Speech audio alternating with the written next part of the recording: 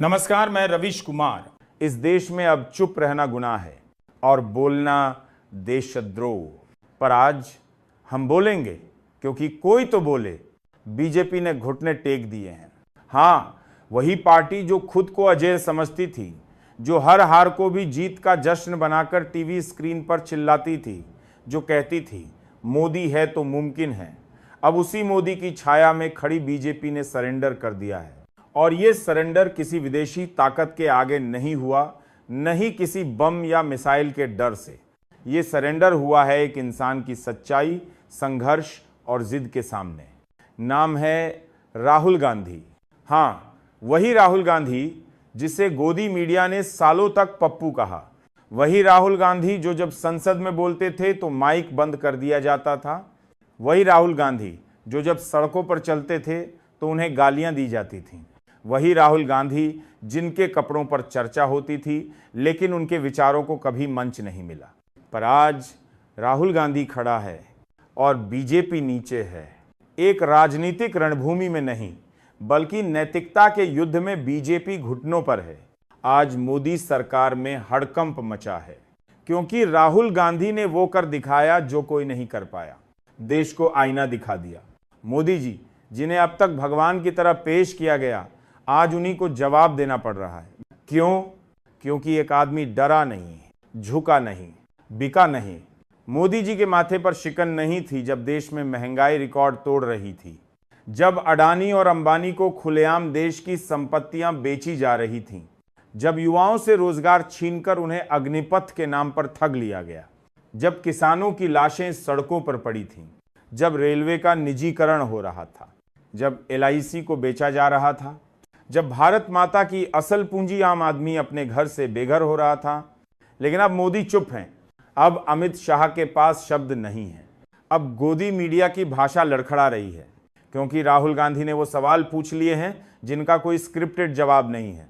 BJP ने अब केवल सत्ता नहीं खोई, उसने अपना नैतिक बल भी खो दिया है। राजनीति अब नफरत की भाषा नहीं सुनना चाहती। देश अब जुमलों से तंग आ चुका है। देश अब मन की बात नहीं, जन की बात सुनना चाहता है। और यही बात राहुल गांधी ने समझ ली। उन्होंने कोई टीवी चैनल नहीं खरीदा, उन्होंने कोई भक्त फैक्ट्री नहीं खड़ी की। उन्होंने केवल भारत की मिट्टी को छुआ, लोगों के पसीने को महसूस किया, मजदूरों की पीठ पर हाथ रखा और गरीब के आंगन में बैठकर रोटी खाई। जब कोई नेता खुद भूखा चलता है तो उसकी आवाज में सच्चाई होती है। राहुल ने भारत जोड़ा यात्रा से जो विश्वास कमाया, वो अब वोट में बदल चुका है। हर गांव, हर मोहल्ले, हर चाय की दुकान पर अब एक नई हवा है। लोग कहने लगे हैं वो लड़का सही था, हमसे गलती हो गई। क्योंकि अब जनता भी समझ गई है कि देश का मालिक कोई नेता नहीं, जनता है।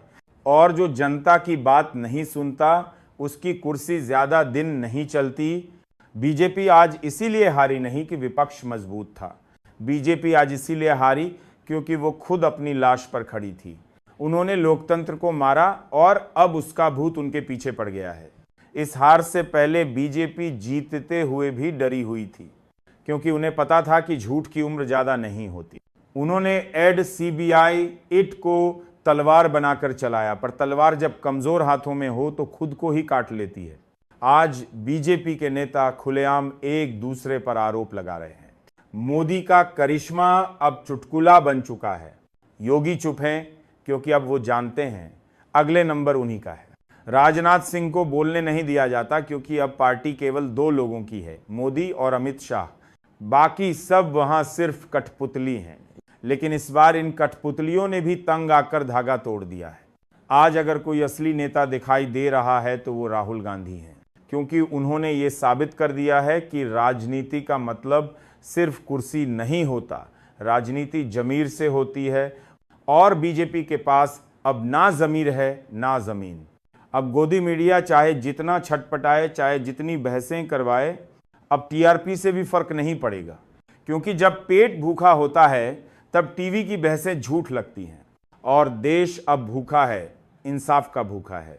हर हार के बाद बीजेपी का एक ही स्क्रिप्ट होता था, हम आत्मा मंथन करेंगे।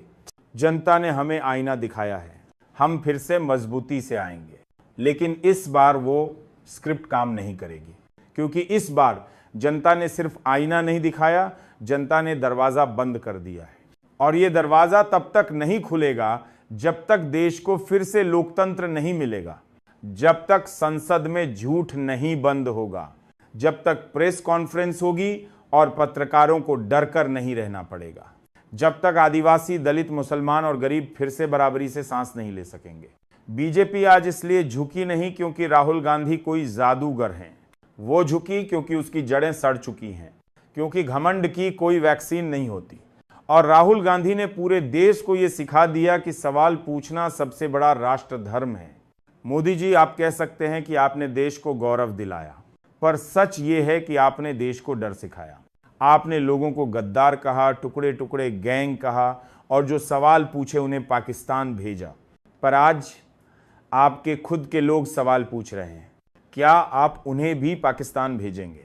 राहुल गांधी ने आज बीजेपी को नहीं हराया है, राहुल गांधी ने डर को हराया है, घृणा को हराया है, सांप्रदायिकता को हराया है, और सबसे बड़ी बात, उन्होंने इस देश के युवाओं को फिर से सपने देखना सिखाया है।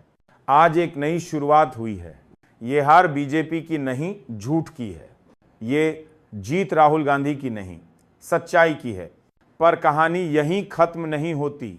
बीजेपी ने सरेंडर किया है, लेकिन ये सिर्फ एक चुनावी हार नहीं है, ये उस जहरीली विचारधारा की पराजय है जिसने इस देश को हिंदू मुसलमान में बांट दिया था, जिसने 10 साल तक हमें व्हाट्सएप यूनिवर्सिटी का गुलाम बनाकर रख दिया, जिसने हमें ये यकीन दिलाने की कोशिश की कि सवाल पूछना राष्ट्रद्रोह है, और जो भी सरकार से सवाल करेगा या तो जेल जाएगा या दुर्घटना में मारा जाएगा। राहुल गांधी की ये जीत सिर्फ इसलिए बड़ी नहीं है कि उन्होंने बीजेपी को हरा दिया, बल्कि इसीलिए बड़ी है कि उन्होंने उस पूरे डर के ढांचे को तोड़ दिया जो 2014 के बाद खड़ा किया गया था।